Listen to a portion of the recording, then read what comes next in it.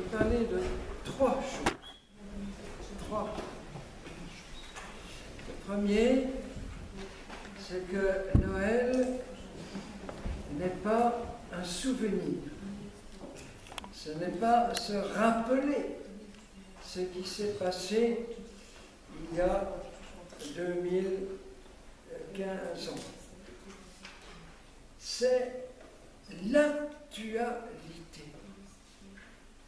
Parce que Jésus, étant dans sa gloire, il garde en lui tous ces différents états de vie, tous ces différents âges. Dans la gloire, il est toujours le petit enfant de Bethléem, il est toujours le crucifié sur la croix, il est toujours le Christ glorieux. Tout ce qu'il a vécu sur terre est immortalisé, éternisé au ciel. Et à chaque fête liturgique, il vient revivre au milieu de nous ce qu'il a vécu à Noël, à Bethléem, en Palestine. Et tout cela spécialement à travers l'Eucharistie. Pendant tout l'Avent, nous adorons Jésus eucharistique comme le petit enfant dans le sein de sa maman. Et à Noël, nous allons l'adorer pendant tout le temps de Noël jusqu'au 2 février comme le petit enfant dans la crèche, dans la grotte. Pas un autre Jésus, pas un autre enfant. Bien sûr, extérieurement, ça change un peu. Il n'y a pas forcément toute une grotte et tout ça, mais la grâce est la même. Et nous recevons toutes les grâces que les bergers ont reçues la nuit de Noël. Ce n'est pas un souvenir, comme à l'anniversaire. Quand nous fêtons notre anniversaire, et nous rappelons que nous sommes nés il y a 20 ans à tel endroit, et tout ça. Ou les fêtes nationales qui rappellent un événement de l'histoire. Là, c'est l'actualité. Voilà. Et ça, c'est bouleversant. Deuxième chose, l'évangile de Matthieu souligne beaucoup que beaucoup de portes vont se fermer à Jésus. Et Jean dit qu'il n'a pas été reçu chez les siens. Et aujourd'hui, en Occident, nous avons cette chose incroyable que la fête de Noël a été tellement paganisée, commercialisée, à tel point que beaucoup de gens ne savent même plus pourquoi il y a toutes ces illuminations, ces sapins un peu partout, jusque dans les aéroports. On a calculé qu'en Angleterre, 25% des gens ne savaient même plus pourquoi, qu'est-ce qu'on fait. Et en Hollande, 30%, aucune idée. Et il y a une volonté chez beaucoup de gens politiques justement d'effacer la trace chrétienne de Noël. Quand l'Union européenne a fait un calendrier des religions, il y avait toutes les fêtes des musulmans, des hindous, des sikhs, des je ne sais plus quelle religion, aucune fête chrétienne. Au 25 décembre, il n'y avait rien de signalé. Voilà. Heureusement, il y a eu beaucoup de protestations, ils ont été obligés de publier un nouveau calendrier avec Noël, etc. Parce qu'on se détruit. Et tous les totalitarismes ont voulu éjecter Noël. Les nazis en avaient fait la fête du solstice, comme les Romains, la fête du soleil. En Albanie, les communistes avaient fait la fête de l'électricité. En Tchéquie, c'était devenu la fête du sapin, comme en Allemagne. Tannenbaumfest, voilà, fête du sapin. Comme ils voyaient qu'on ne pouvait pas supprimer la fête, sinon il y aurait la révolte, eh bien on essaie de faire autre chose. En Angleterre, maintenant, c'est devenu le Winterlight Fest. C'est très joli, la fête de la lumière d'hiver. Au moins, il y a le mot lumière. Parce qu'évidemment, en anglais, Christmas, ça veut dire la messe du Christ. Donc, c'est vraiment, pour les païens, impossible de dire la messe du Christ. Alors, Winterlight Feast, voilà. À Milan, maintenant, ça s'appelle la fête de la joie interculturelle. Au moins, il y a le mot joie. Déjà ça. Voilà. À Bruxelles, c'est devenu la fête de l'hiver. Et au lieu de mettre un sapin, un vrai sapin, sur les grandes places, on met des horribles trucs en métal.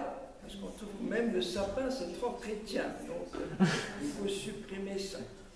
On va inventer des calendriers d'Avent pour les chats. Et chaque petite fenêtre qu'on ouvre, c'est un plat à manger pour les chats, etc. On va tout paganiser. Aux États-Unis, il y a toute une campagne qui s'appelle Crash a Crib. Alors on voit une botte de quelqu'un qui écrase une petite crèche. Voilà. Et récemment en France, il y a eu toute une polémique, une dispute chez les maires, parce qu'on voulait interdire de mettre des crèches dans les lieux publics, dans les lieux de la République française. La République tremble devant un petit bébé en plastique. Elle est complètement déstabilisée. Et il y avait une caricature anglaise où on voyait des tas de sex shops, une rue remplie de sex shops, et puis une petite crèche quelque part dans la rue, et quelqu'un qui vient et qui dit « It's horrible !» en voyant la crèche, pas en voyant les sex shops, non, c'est la crèche. « How horrible !»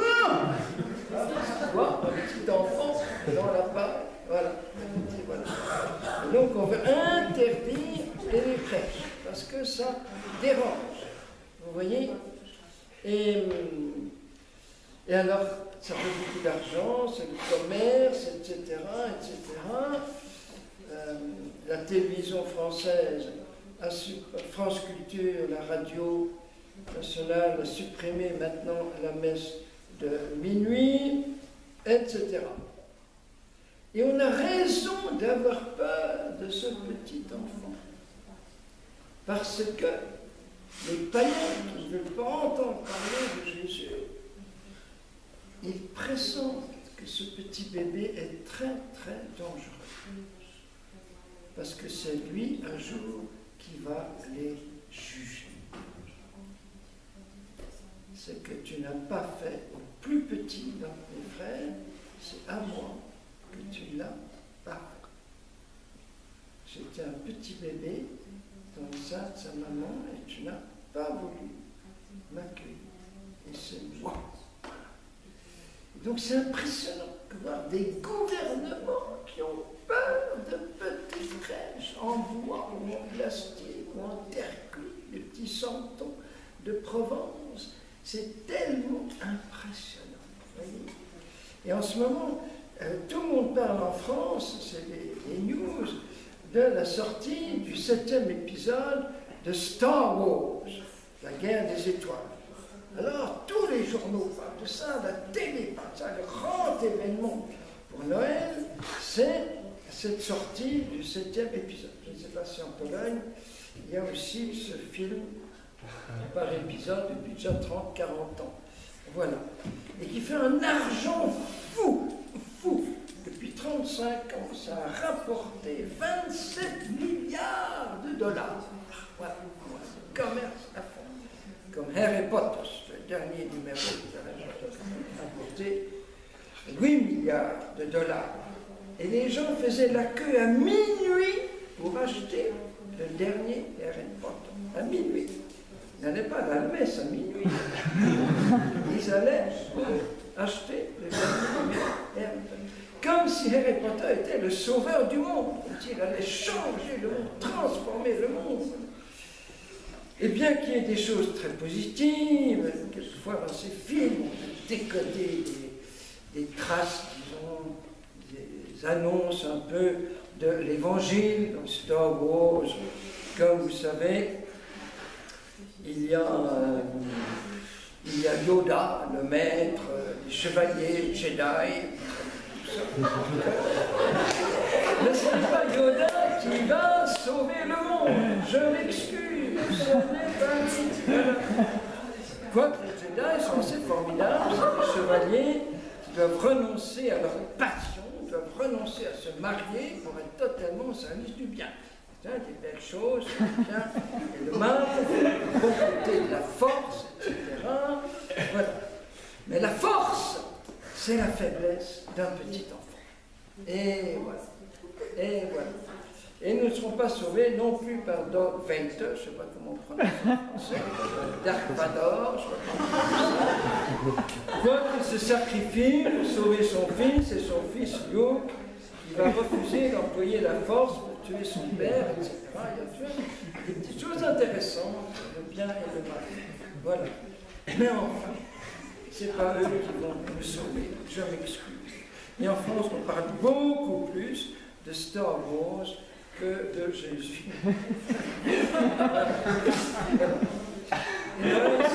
Et Noël, ce n'est pas la guerre des étoiles, c'est l'harmonie, la paix, la beauté et les étoiles qui brillent pour le Seigneur.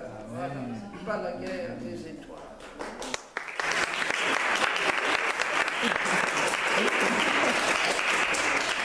La première fois qu'on applaudit. Attends, donc c'est un bon style d'Amélie. Ça m'a culturé, Je m'excuse pour les Polonais qui ne connaissent peut-être pas ces films. Mais c'est la nouvelle mythologie. On ne peut pas vivre sans mythe, donc on invente des mythes. Mais le paradoxe, c'est qu'on va dire, Jésus c'est un mythe, Noël c'est un mythe, Bethléem, tout ça, c'est ça le mythe. Et on croit dans la réalité des mythes. Vous voyez, c'est impressionnant. Voilà. Et dernière chose que je veux dire, c'est que nous allons vivre ce Noël intensément avec tous nos frères persécutés pour leur foi. Tous ceux qui ne vont pas pouvoir fêter Noël en public.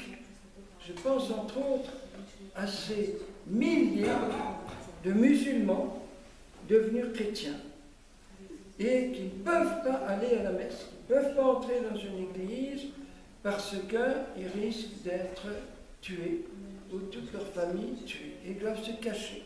Ils vont devoir fêter Noël dans la stricte intimité, dans une cave, dans un grenier, par peur. En Corée du Nord, impossible de fêter Noël. Il n'y aura pas une seule messe de Noël en Corée du Nord. En Chine, les chrétiens clandestins doivent aussi se cacher. En Arabie Saoudite, pas question qu'il y ait une seule messe de Noël, sauf à l'ambassade d'Italie et l'ambassade américaine. Mais les 2 millions de Libanais chrétiens qui sont en Arabie n'auront pas une seule messe. Les 3 millions de petites femmes de Philippines qui servent les riches saoudiens, ils n'auront pas une messe. Juste les Européens, les membres des ambassades qui pourront aller à l'ambassade de France ou des États-Unis qui ont une chapelle. Voilà. Voilà, cette clandestinité. Alors célébrons Noël avec beaucoup de joie en leur nom. Célébrons en pensant à toute cette hémorragie de nos frères chrétiens, de la terre même de Jésus. C'est impressionnant que dans sa terre, en Israël, il y a 60 ans, il y avait 20% de chrétiens. Il n'y a plus que 2%.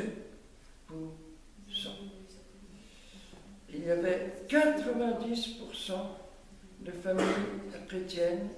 Il n'y a plus qu'1,8 pour 100. À Jérusalem, il n'y a plus que 10 000 chrétiens. Je ne pense pas aux pèlerins, bien sûr. Voilà. Et nous avons aussi, nous avons beaucoup prié pour l'Irak. Il y avait 2 millions de chrétiens. Il n'y en a plus que 200 000. À Mossoul, pris par le Daesh, il y avait 25 000 chrétiens en l'an 2000. Aujourd'hui, il n'y en a plus aucun. Tous réfugiés ou tués. Tous réfugiés. Nous pensons au Pakistan, où notre petite Asha Bibi est toujours en prison depuis 5 ans. Et elle a envoyé un bouleversant petit message. Dans ma petite cellule sans fenêtre, les jours et les nuits se ressemblent. Mais si je tiens encore debout, c'est grâce à vous tous qui priez pour moi. Mon cœur se réchauffe lorsque mon mari me montre les photos des personnes que je ne connais pas et qui boivent un verre d'eau en pensant à moi, puisqu'elle a été condamnée à mort pour avoir bu un verre d'eau, de l'eau réservée en principe aux musulmans. Voilà, elle est tellement reconnaissante pour cette chaîne de prière à travers le monde entier. On pourrait continuer comme ça à faire tout le tour des... Mais dans le journal d'aujourd'hui, il n'y avait que les chrétiens restés en Irak, dans le sud de l'Irak, encore à Bagdad. Eh bien, de nouveau, ils sont sujets vraiment de persécution. On veut obliger les femmes chrétiennes à porter le voile. Et leur patriarche vient de dire cette phrase bouleversante. Les chrétiens d'Irak, est-ce qu'ils pourront vivre un jour la joie de Noël? Est-ce qu'ils pourront vivre un jour la joie de Noël? Et ils vont vivre, dans tous ces pays, les messes de minuit vont être interdites, parce que c'est trop dangereux. Parce que les attaques, les attentats se font justement les jours de fête, quand les églises sont pleines, et qu'on attaque les églises. Voilà, comme à Bagdad, à Alexandrie, et tout ça.